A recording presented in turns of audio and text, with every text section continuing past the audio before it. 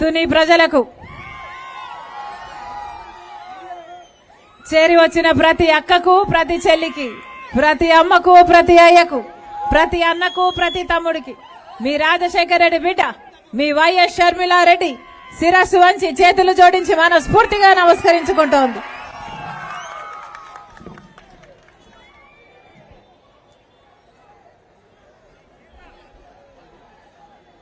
ఇక్కడికి వస్తుండగా, మీ తుని ప్రాంతానికి వస్తుండగా ఒక అన్నతో మాట్లాడటం జరిగింది. ఏమన్నా ఎలా ఉంది పరిస్థితి, తుని పరిస్థితి అని అడిగాను. ఏముందమ్మా, వానొచ్చినప్పుడల్లా మాకు వరదే, మొత్తం అంతా ముంపే అన్నాడు. మరేమన్నా ప్రభుత్వం ఏమీ చేయటం లేదా అన్నా.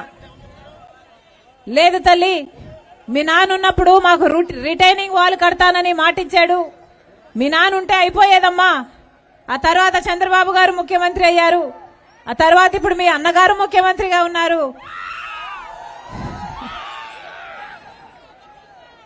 కానీ మాకు రిటైనింగ్ వాల్ అయితే లేదు తల్లి. మాకు వాన వచ్చినప్పుడల్లా ముంపే, వరద వచ్చినప్పుడల్లా మాకు ముంపే అన్నాడు.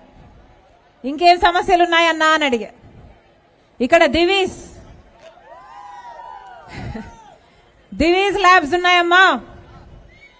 ఇది వాతావరణానికి కాలుష్యం కలిగిస్తుంది అని అందరికీ తెలుసు తల్లి. అయినా కూడా యథేచ్ఛగా వాళ్ళ కంపెనీ వ్యాపారాలు వాళ్ళకు సాగుతున్నాయి అన్నాడు. జగన్మోహన్ రెడ్డి గారు ప్రతిపక్ష నాయకుడిగా ఉండగా ఇక్కడికి వచ్చి ఈ దివీస్ ఇక్కడ ఉండడానికి వీల్లేదు, దీనివల్ల మత్స్యకారులకు కూడా చాలా నష్టం వస్తుంది, చేపలు చచ్చిపోతున్నాయి, వాళ్ళ వ్యాపారం కూడా దెబ్బతింటుంది, ఇది ఇక్కడ ఉండడానికి వీల్లేదు. నేను అధికారం లేకొచ్చినాక, జగనన్న గారు చెప్పిన మాట, నేను అధికారం లేకొచ్చినాక, నేను ముఖ్యమంత్రి అయినాక ఈ దివీస్ ని బంగాళాఖాతంలో కలుపుతాను అన్నాడట. ముఖ్యమంత్రి అయ్యాడమ్మా జగన్మోహన్ రెడ్డి గారు. కానీ ఈయన కూడా అనుమతులు ఇచ్చారు. వాళ్ళు యథేచ్ఛగా కట్టేసుకున్నారు, యథేచ్ఛగా కలుషితం అలాగే సాగుతుంది అన్నాడు. మరేమన్నా మీ ఎమ్మెల్యే ఏం చేస్తున్నాడు అని అడిగా. మా ఎమ్మెల్యే గురించి ఎందుకులే తల్లి అన్నాడు. లేదు లేదన్నా చెప్పు అన్నా. చెప్పు అంటే ఆయన ఏమన్నాడు, ఇక్కడ ఎమ్మెల్యే మంత్రి అయ్యాడు తల్లి, రోడ్లు భవనాలు శాఖకు మంత్రి కూడా అట. కానీ రోడ్లు మాత్రం చాలా అధ్వానంగా ఉంటాయమ్మా. ఈ రోడ్ల గురించి మాట్లాడకపోతేనే మంచిది, ఈ ఎమ్మెల్యే గురించి మాట్లాడకపోతేనే మంచిది అన్నాడు. లేదన్నా నాకు తెలియాలి కదా, నేను ప్రజలతో మమేకం అవ్వాలి కదా, నాకు సమస్యలు తెలియాలి కదా, మీరు చెప్పండి అన్న. మా ఎమ్మెల్యే, ఆయన చెప్పడం నా మాట కాదు, మా ఎమ్మెల్యే అన్ని దందాలు చేస్తాడు తల్లి. ఇసుక దందా అయితే యథేచ్ఛగా చేస్తాడు. ఇసుక మాఫియాకు రాజా ఈ రాజా.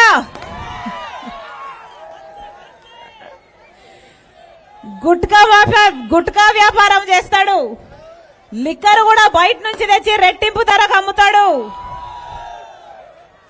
ఈయన చేయని వ్యాపారమే లేదు. పేకాటైనా మందైనా ఏదైనా అమ్మా. ఈయన పేరేంటి? ఈయన పేరు దాడిశెట్టి రాజా కాదు, ఈయన పేరు అనుభవించు రాజా అన్నాడు.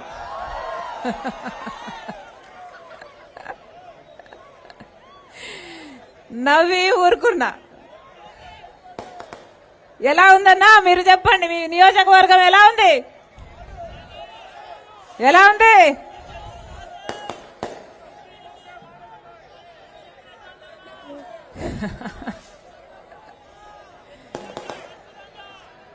ఈరోజు అసలు ఆంధ్ర రాష్ట్ర పరిస్థితి ఎలా ఉంది?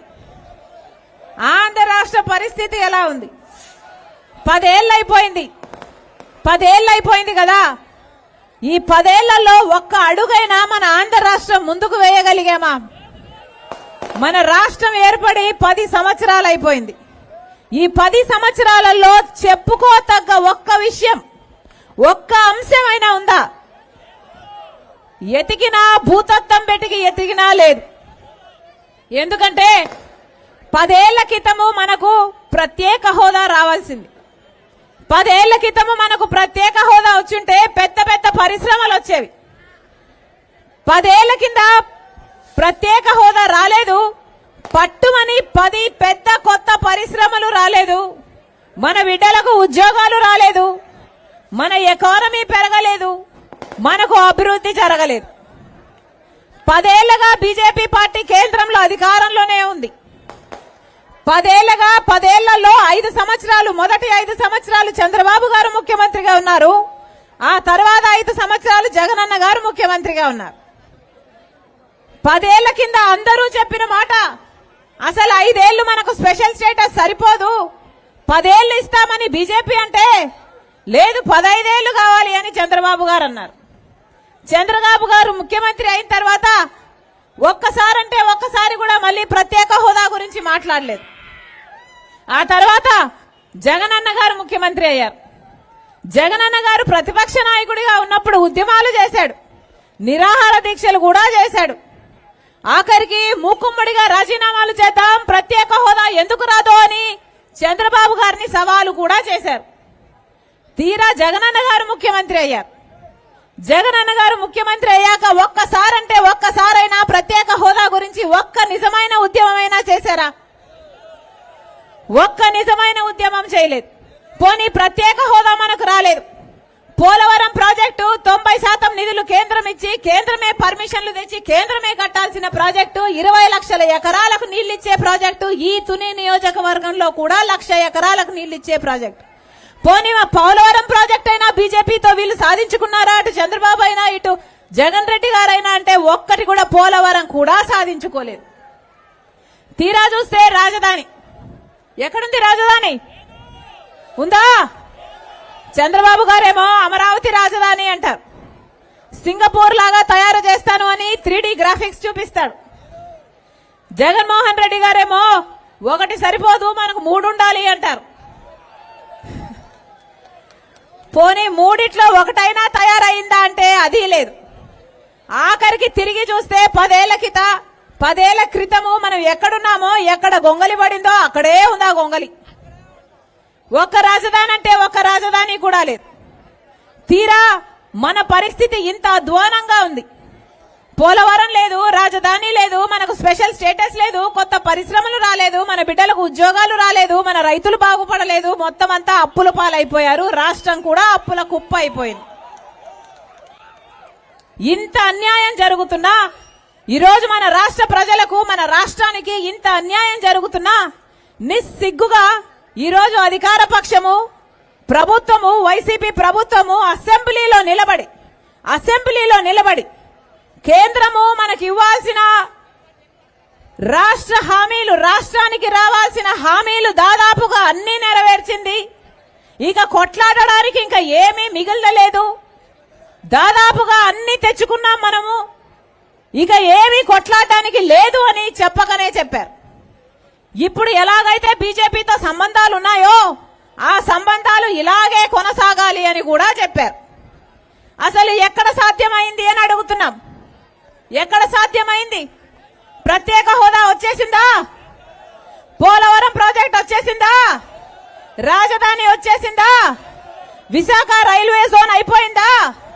కడపలో స్టీల్ ఫ్యాక్టరీ వచ్చేసిందా? విశాఖ టు చెన్నై కారిడార్ అయిపోయిందా? Industrial corridor. ఉత్తరాంధ్రకు, రాయలసీమకు స్పెషల్ ఎకనామిక్ ప్యాకేజీలు వచ్చేసినాయా? ఏమీ రాలేదు. కానీ వీళ్ళు రాత్రి పడుకొని వీళ్ళ కలలో అన్ని వచ్చేసినాయట. అసెంబ్లీలో నిలబడి అన్ని సాధించేసుకున్నామని తేల్చి చెప్పేశారు. వీళ్ళు తేల్చి చెప్పేశారు. టీడీపీ పార్టీ, ప్రతిపక్ష పార్టీ అక్కడే కూర్చొని ఉన్నారు.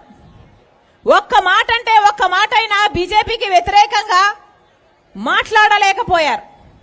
ఒక్క మాట మనకు ప్రత్యేక హోదా ఎక్కడొచ్చింది అని మాట్లాడలేదు, పోలవరం ఎక్కడొచ్చింది అని మాట్లాడలేదు, రాజధాని ఎక్కడొచ్చింది అని మాట్లాడలేదు.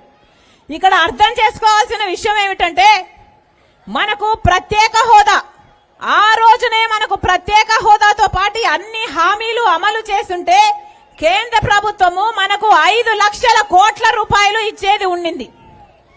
ఈ రోజుటికి అది కనీసం 10 లక్షల కోట్ల రూపాయలు. మనకు అన్ని హామీలు నెరవేర్చాలంటే అది డబ్బు రూపంలో కన్వర్ట్ చేస్తే దాదాపు 10 లక్షల కోట్లకు పైనే విలువ చేస్తుంది. ఈ వైసీపీ ప్రభుత్వం అంట 20-30 వేల రూపాయలు 20-30 వేల కోట్ల రూపాయలను గ్రాంట్ గా తెచ్చుకున్నారట. సరిపోయిందట. మొత్తము అన్ని హామీలను బీజేపీ పార్టీ నెరవేర్చిందట. వీళ్ళు హ్యాపీగా ఉన్నారట. వీళ్ళ సంబంధం ఇలాగే కొనసాగుతుందంట. నిస్సిగ్గుగా అసెంబ్లీలో నిలబడి ఇంత అబద్ధాలు చెప్తుంటే ప్రతిపక్ష పార్టీగా ఉన్న తెలుగుదేశము ఒక్కసారైనా బీజేపీ పార్టీ మనకి ఏం చేసింది అని నిలదీయలేకపోయారు. చంద్రబాబు గారు గొప్పగా చెప్పుకుంటున్నారు కదా, నాకు 40 ఏళ్ల అనుభవం ఉంది అని. దేనికి సార్ 40 ఏళ్ల అనుభవము? మీకు కనీసం మన రాష్ట్రానికి రావాల్సిన హక్కులు, ప్రత్యేక హోదా, పోలవరం, రాజధాని ఎందుకు రాలేదు అని అడగలేని ఈ 40 ఏళ్ల అనుభవం దేనికి సార్? కనీసం ప్రజల పక్షాన అబద్ధం చెప్పినప్పుడు అసెంబ్లీలో ఇది అబద్ధమని మీ వాళ్ళు లేచి నిలబడలేని, చెప్పలేని, ఈ దమ్ము లేని ఈ ప్రతిపక్ష నాయకుడిగా, ప్రతిపక్ష పార్టీగా మీరు కూర్చొని ఉన్నారంటే ఎందుకు సారు మీకు 40 ఏళ్ల అనుభవం అని అడుగుతున్నా. ఒక పక్కేమో పాలకపక్షం బేషరతుగా నిస్సిగ్గుగా అబద్ధాలు చెప్పుకుంటూనే పోతుంది. ఇంకో పక్కేమో ప్రతిపక్షం వాళ్లకు భజన పాడుతున్నారు. కారణం బీజేపీ పార్టీ. ఎందుకంటే బీజేపీ పార్టీ ఈ 2 పార్టీలను ఆడిస్తుంది కాబట్టి. ఎప్పుడైనా ట్రయాంగిల్ లవ్ స్టోరీ విన్నారా? ట్రయాంగిల్ లవ్ స్టోరీ విన్నారా? అదే జరుగుతుంది ఇక్కడ. ఇద్దరికి బీజేపీ కావాలట. ఇటు వైసీపీకి బీజేపీ కావాలి, తెలుగుదేశం పార్టీకి బీజేపీ కావాలి. బీజేపీ పార్టీ మాత్రం ఇద్దరితో డువెట్లు పాడుతుంది. ఇది మన రాష్ట్రంలో జరుగుతుంది. మన కర్మ కాకపోతే ఇంత దురదృష్టం మన కళ్ళ ముందర జరుగుతుంది. వీళ్ళిద్దరూ అమ్ముడుపోయారు. వీళ్ళిద్దరూ బీజేపీకి బానిసలుగా మారారు. వీళ్ళ స్వప్రయోజనాల కోసం రాష్ట్ర ప్రజల మొత్తం అన్ని విషయాలను, ప్రత్యేక హోదా అయితేనేమి, పోలవరం అయితేనేమి, రాజధాని అయితేనేమి, మొత్తం అన్ని తాకట్టు పెట్టేశారు. వాళ్ళు మాత్రం బీజేపీకి దోస్తులుగా ఉండాలి. ప్రజలు ఏమైపోయినా, ప్రజలు వాళ్ళ బిడ్డలు వాళ్ళ భవిష్యత్తులు నాశనం అయిపోయినా, అంధకారం అయిపోయినా వీళ్ళకి ఏమీ పట్టదు. ఏది అవసరం లేదు. వీళ్ళు బాగుంటే చాలు. చంద్రబాబు గారేమో మొన్న ఢిల్లీకి వెళ్లి అమిత్ షా గారి కాళ్ళ మీద పడ్డారు. ఈయన వంగి వంగి దండాలు పెట్టారు. ఈ రోజు జగన్ రెడ్డి గారు వెళ్లారు. ఈయన సాష్టంగా పడ్డాడు. ఎందుకని? ఏం అవసరం ఉందని?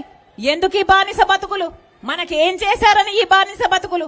మీరు బానిసలు కావడమే కాకుండా మన ఆంధ్ర రాష్ట్ర ప్రజలు కూడా బీజేపీ పార్టీకి బానిసలు కావాలా?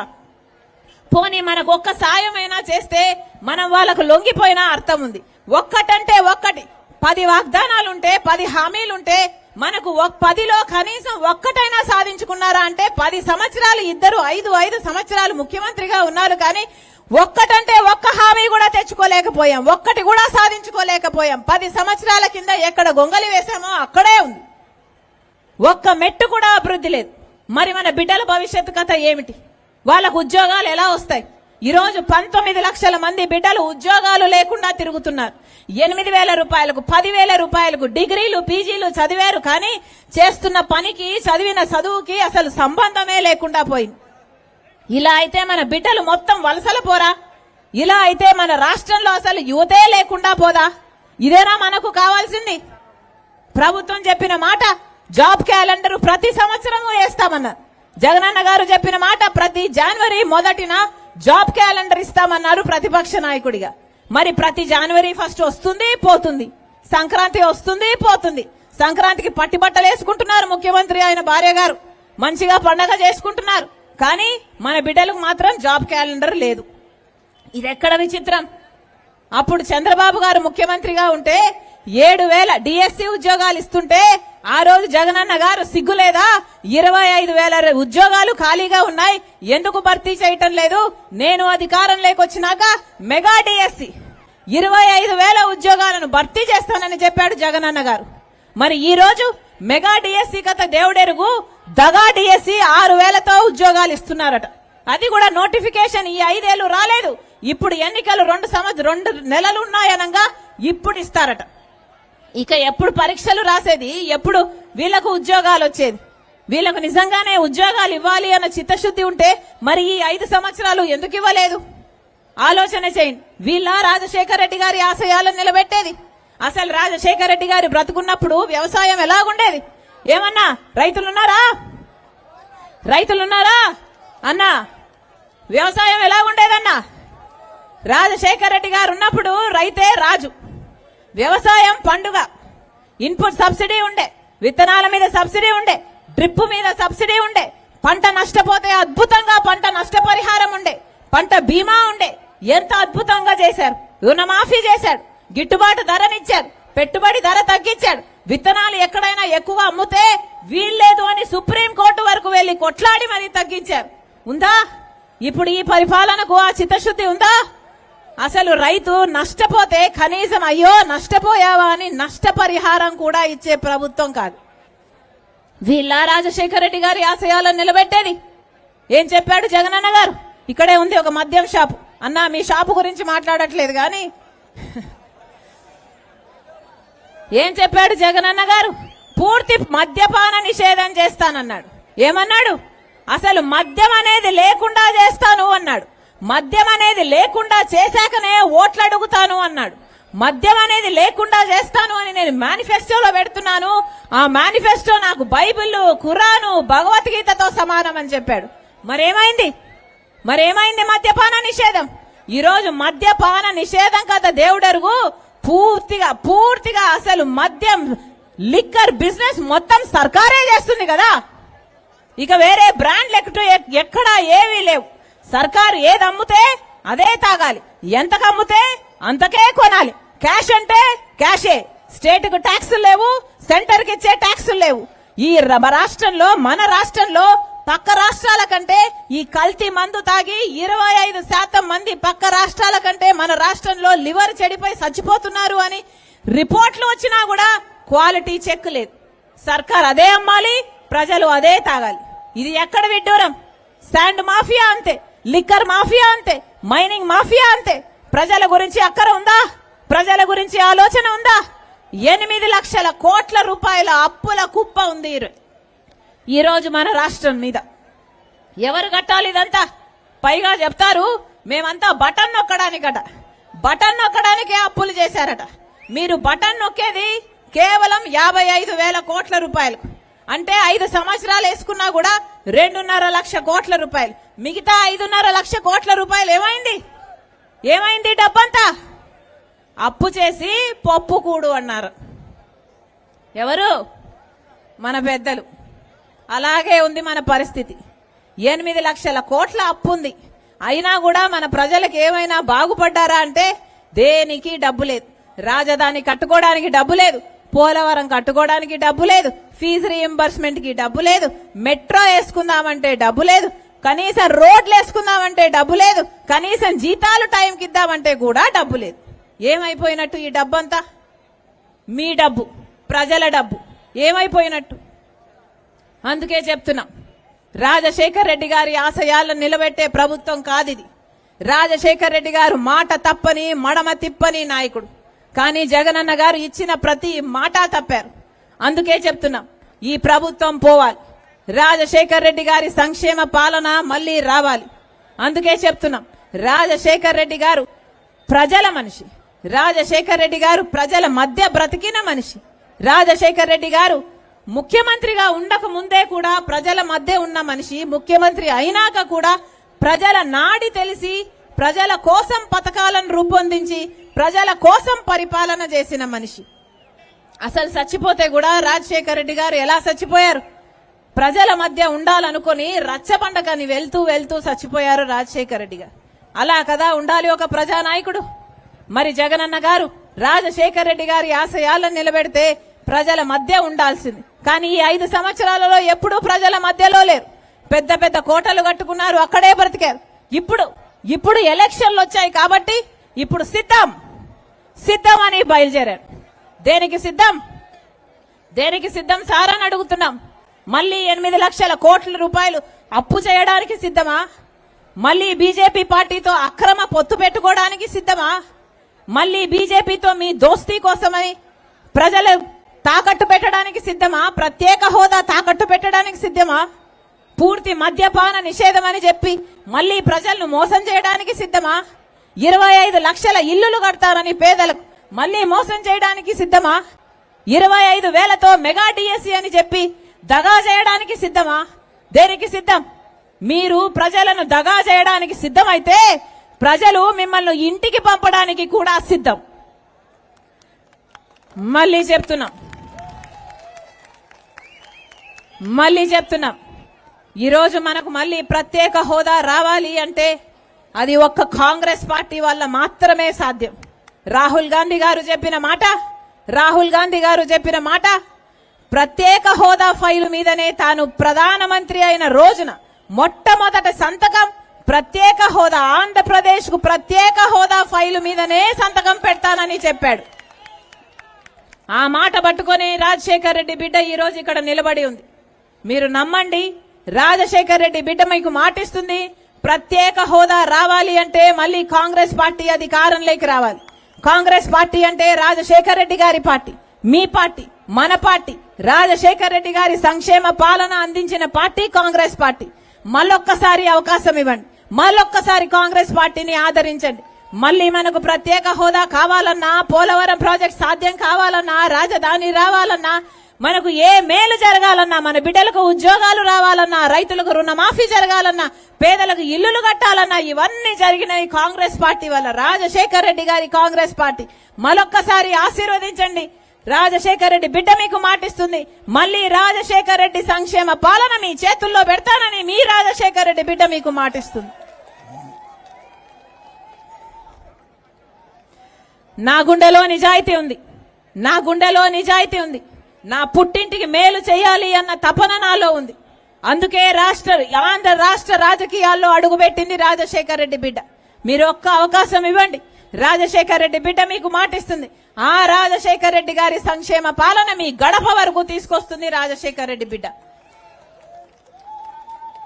మరొక్కసారి, ఇది ఎన్నికలు వచ్చే సమయం, ఇది ఎలక్షన్ల సమయం. అన్ని పార్టీల లీడర్లు వస్తారు, అందరూ వస్తారు, డబ్బులు కూడా ఇస్తారు. మాకు ఓట్లేయండి అని అడుగుతారు. ఏమ్మా వస్తారు కదా, డబ్బులు కూడా ఇస్తారు, తీసుకోండి. మీ డబ్బులే ఈ శాండ్ మాఫియా చేసి సంపాదించిన డబ్బులే. ఎవరు ఎన్ని డబ్బులు ఇస్తే అన్ని డబ్బులు తీసుకోండి, అంతకంటే ఎక్కువే వసూలు చేయండి. కానీ డబ్బులు ఎవరి దగ్గర తీసుకున్నా ఓటు వేసేటప్పుడు మాత్రం మీ ఆలోచన అయి ఉండాలి, మీ నిర్ణయం అయి ఉండాలి. ఎందుకంటే ఓటు అనేది మీ చేతిలో ఉన్న ఆయుధం, మీ జీవితాలను మార్చే ఆయుధం. 5 సంవత్సరాలకు ఒక్కసారి మాత్రమే ఈ ఆయుధం మీ చేతుల్లోకి వస్తుంది.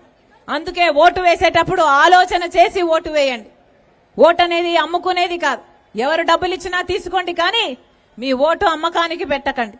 మంచి వాళ్లకు ఓట్లేయండి, మంచి పార్టీకి ఓట్లేయండి. మీరు చంద్రబాబు గారికి ఓటేసి చూశారు, ఆయన ప్రతిపక్ష నాయకుడిగా, ముఖ్యమంత్రిగా ఆయన చేసింది ఏమీ లేదు. జగన్మోహన్ రెడ్డి గారికి ఓట్లేసి చూశారు, ఆయన ముఖ్యమంత్రిగా, ఆయన మన రాష్ట్రానికి గాని, మన పోలవరానికి గాని, మన ప్రత్యేక హోదాకు గాని, మన రాజధానికి గాని చేసింది ఏమీ లేదు.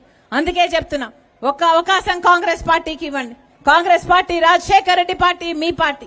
మీరు ఆశీర్వదించండి. మనసు పెట్టి చెప్తున్నా, చిత్తశుద్ధితో పనిచేస్తాం. రాజశేఖర్ రెడ్డి గారి సంక్షేమ పాలన మళ్ళీ మీ చేతుల్లో పెడతానని రాజశేఖర్ రెడ్డి బిడ్డ మీకు మాటిస్తుంది. మరొకసారి ఇంతమంది రాజశేఖర్ రెడ్డి బిడ్డ వస్తుంది అని, చూడాలి అని, వినాలి అని, ఆశీర్వదించాలి అని మీ పనులు మానుకొని నా కోసం సమయం చేసుకొని మీ అందరూ ఇక్కడ వేచి ఉన్నారు, నిలబడ్డారు, నన్ను విన్నారు. మరొకసారి ప్రతి అక్కకు, ప్రతి చెల్లికి, ప్రతి అన్నకు, ప్రతి తమ్ముడికి మీ రాజశేఖర్ రెడ్డి బిడ్డ శిరస్సు వంచి చేతులు జోడించి మనస్ఫూర్తిగా నమస్కరించుకుంటాను. జోహార్ వైఎస్ఆర్, రాహుల్ గాంధీ గారి నాయకత్వం.